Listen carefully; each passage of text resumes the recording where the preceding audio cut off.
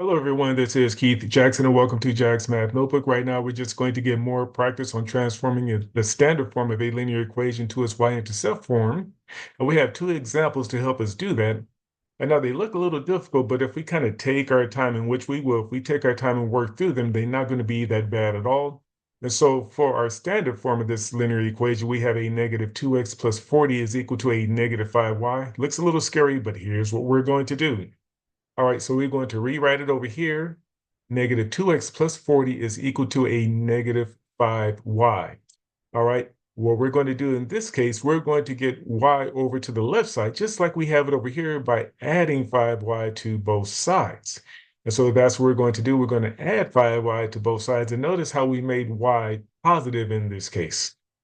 So now we eliminated, let's say, one problem by turning that y into a positive. Now we have 5y minus 2x plus 40 is equal to 0 because we didn't have anything over here once we added 5y to both sides, but that's okay because all we have to do right here now is to add 2x to both sides. And so now when we do that, we have now 5y plus 40 is equal to 2x.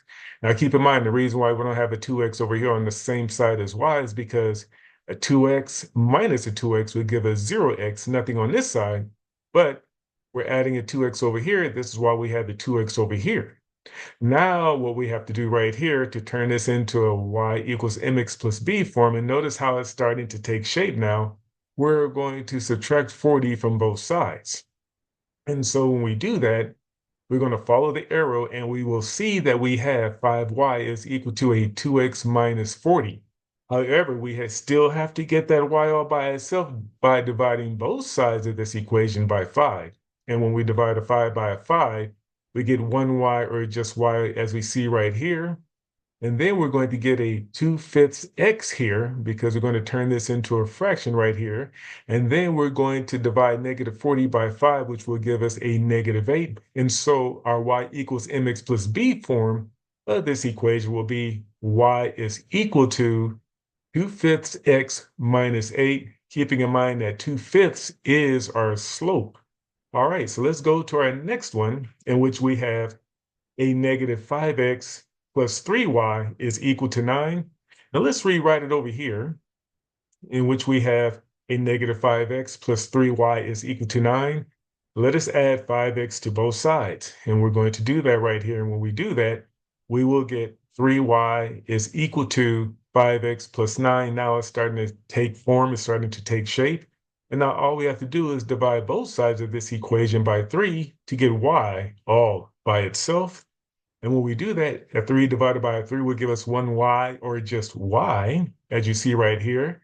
Now we're going to turn this into an improper fraction, if you will, and that's going to be a 5 over 3x that you see right here. And in fact, 5 over 3 is our slope.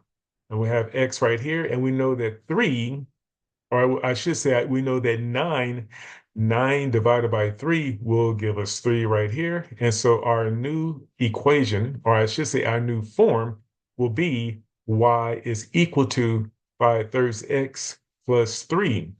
Okay, you have received quite a bit of valuable information. I wouldn't blame you if you need to pause the video to take a look at the steps or replay this video as many times you need to gain a deeper understanding of how to transform the standard form of a linear equation to its y equals mx plus b form.